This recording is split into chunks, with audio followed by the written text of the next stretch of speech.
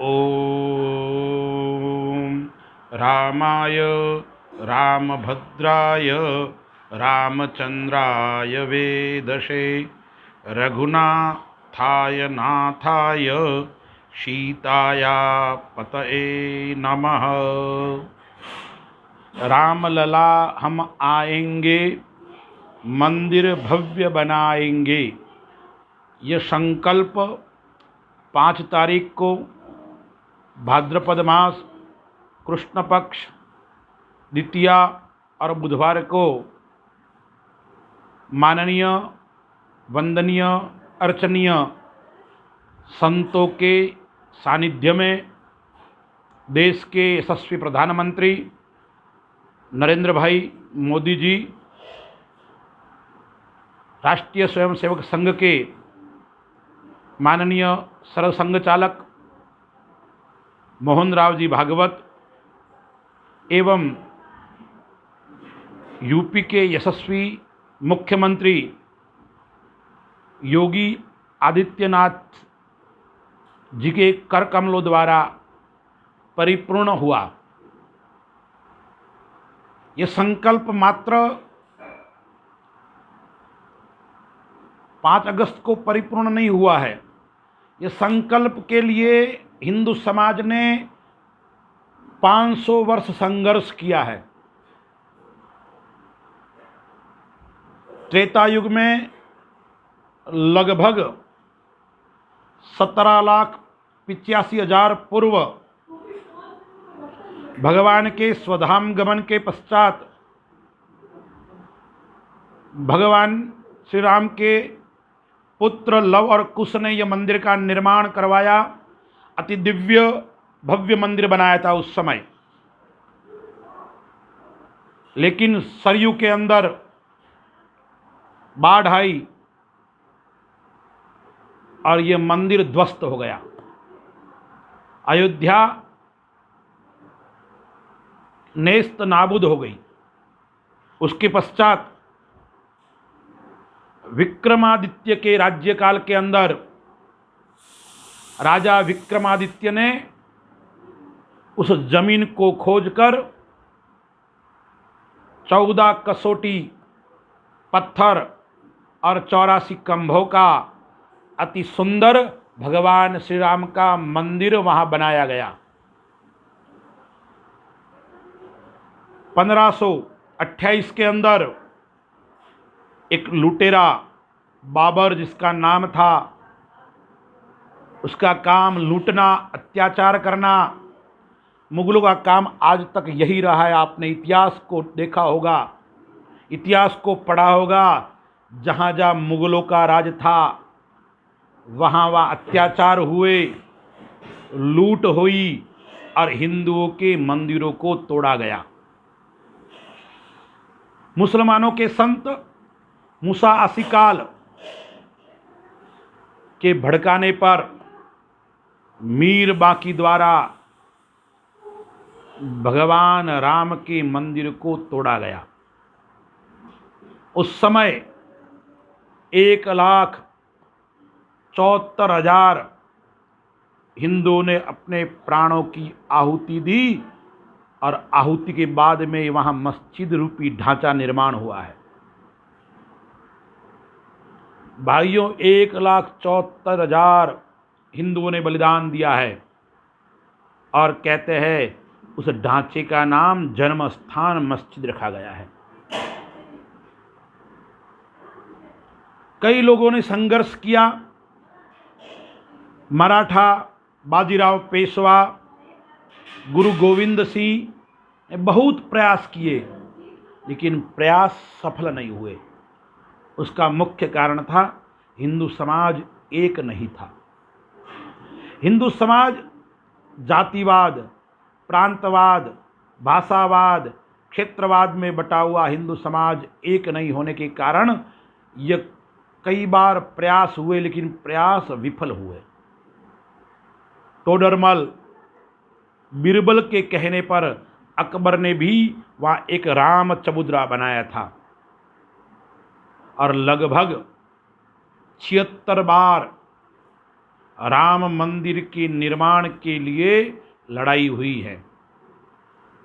बाबर के समय 4, हुमायूं के समय 10, अकबर के समय 20, औरंगजेब के समय 30, इस प्रकार से अंग्रेजों के समय में भी 4 बार लड़ाई हुई है। कुल 76 बार लड़ाई हुई। लगभग 500 वर्ष का संघर्ष और 3.5 लाख हिंदू भाइयों ने उसके लिए अपना बलिदान दिया है, राम जन्मभूमि के लिए। बीच में समय आया, राष्ट्रवादी मुस्लिम नेता अमीर अली के कहने पर बहादुर शाह जफर ने यह जमीन हिंदुओं को सौंपने का आदेश दिया। क्रांति हुई, क्रांति विफल हुई। अंग्रेजों ने बहादुर शाह जफर को जेल में डाल दिया। राष्ट्रवादी नेता अमर अली को फांसी पे चढ़ा दिया। अंग्रेजों की कूटनीति थी, फूट डालो और राज करो। उन्होंने सोचा ये जमीन यदि हिंदुओं को दे दी जाएगी तो यह विवाद समाप्त हो जाएगा, इसलिए उन्होंने यह जमीन हिंदुओं को नहीं सौंपी।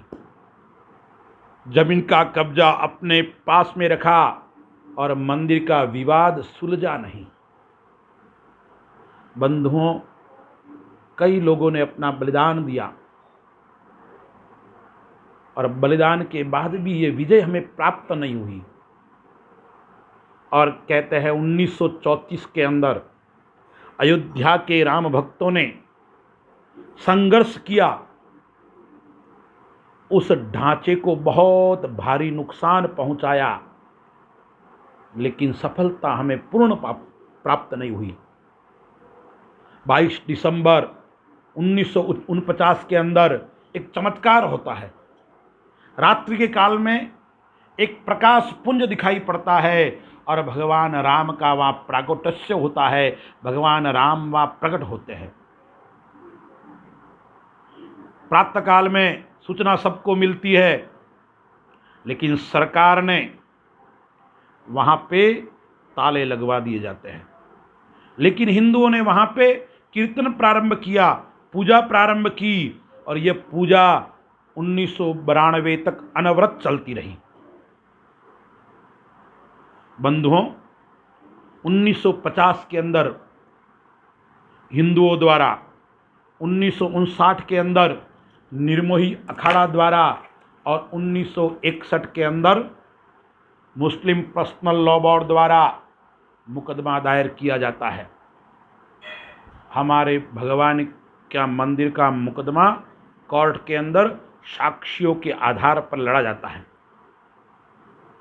1984 के अंदर विश्व हिंदू परिषद, राष्ट्रीय स्वयंसेवक संघ ने संतों के मार्गदर्शन में एक समिति का गठन किया जाता है। श्री राम जन्मभूमि मुक्ति यज्ञ समिति का गठन किया जाता है और संतों के आशीर्वाद से पूरे देश के अंदर जन जागरण चलाया जाता है। उस समय राम जानकी रथ यात्रा, और संतों ने आह्वान किया ताला खोला जाए, अन्यथा ताला हम तोड़ देंगे। कहते हैं 1986 के फरवरी माह की 1 तारीख को ताला खुलता है। फिर संतों ने कई प्रकार के जन जागरण किए। शिला पूजन, राम ज्योति रथ यात्रा, इस प्रकार के अनवरत हिंदुओं को जगाने के लिए कार्य प्रारंभ होते हैं, क्योंकि हिंदू समाज सोया हुआ समाज है। हिंदू समाज को बार बार जगाना पड़ता है, तब जाके वो जगता है। और संतों के अनवरत प्रयासों से विश्व हिंदू परिषद, राष्ट्रीय स्वयंसेवक संघ के अथक प्रयासों से ये कार्य अनवरत चलते रहे। बीच में चंद्रशेखर प्रधानमंत्री थे। उस समय कई बार वार्ताओं का दौरा चला। एक बार वार्ता का शुक्रवार था, वार्ता का समय था। पूज्य संतों के सानिध्य में मुसलमानों के साथ में वार्ताएं चल रही थी। शुक्रवार के दिन मध्याह्न के समय नमाज का समय हो गया। मुसलमान वार्ता को बीच में छोड़कर नमाज करने चले गए। पुनः वापस आए तो स्वामी सत्यमित्रानंद जी महाराज ने झोली फैलाई और कहा कि नमाज के बाद में ज़कात देने का कार्य होता है, तो ये राम जन्मभूमि हमें दे दीजिए ज़कात के रूप में। लेकिन मुसलमानों ने कहा ये माचिस की डिबिया नहीं है जो हमें दे दे। वार्ता विफल हो गई।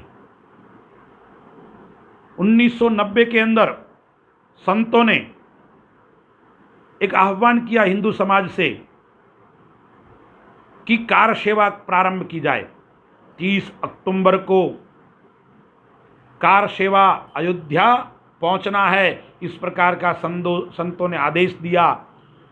उस समय मुल्ला मुलायम की सरकार उत्तर प्रदेश के अंदर थी। वोटों की राजनीति थी। मुलायम ने कहा कार सेवा नहीं होगी। 30 अक्टूबर को परिंदा भी पर नहीं मार सकता, इस प्रकार की मुलायम ने घोषणा की है।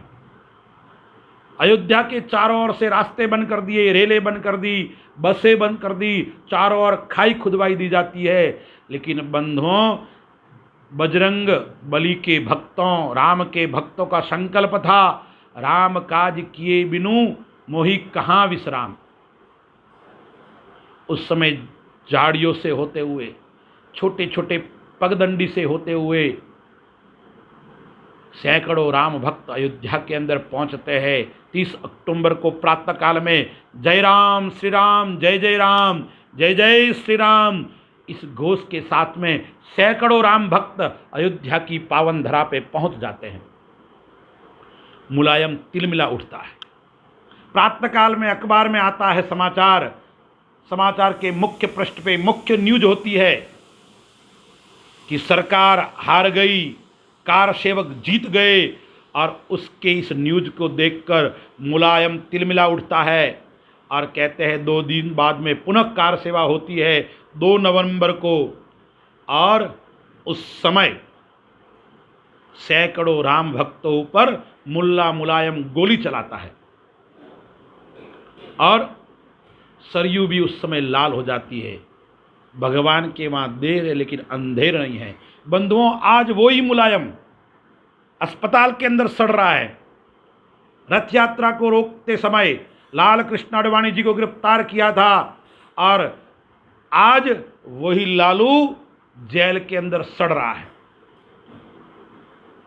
भगवान भक्तों की रक्षा अवश्य करते हैं। 1992 के अंदर पुनः कार सेवा होती है।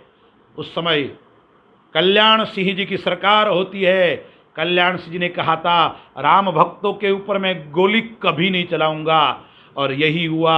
92 के अंदर गीता जयंती के दिन कार सेवक अयोध्या पहुंचते हैं और जो कलंक का ढांचा था वो ढांचा राम मंदिर का निर्माण होता है और वहाँ ढांचा कलंक का ढांचा समाप्त होता है। वहाँ भगवान का एक टेंट के अंदर मंदिर का निर्माण होता है और हिंदू समाज की जय होती है। और उस समय पूरा भारत राममय हो जाता है। प्रत्येक घर के अंदर श्री राम जय जय राम का जय घोष होता है और हमारी विजय होती है। लेकिन संघर्ष रुका नहीं है बंधुओं।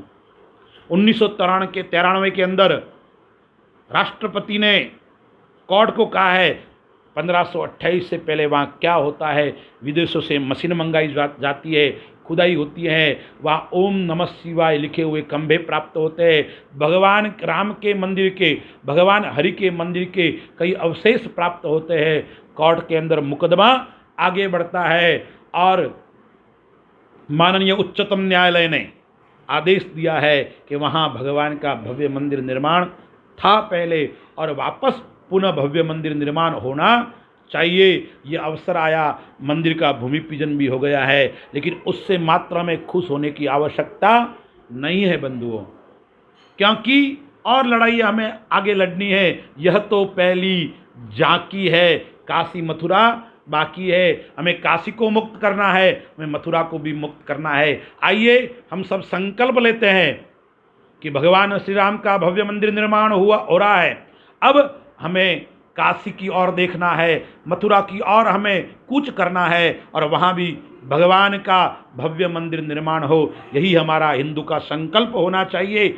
आइए बजरंगियों, हम सब मिलकर आगे का कार्य हमें करना है, इसलिए हम सजग हो जाए, सावधान हो जाए और राम लला के लिए, भगवान कृष्ण लला के लिए और भगवान महादेव के लिए सजग और सावधान होकर तैयार हो जाए। जय श्री राम।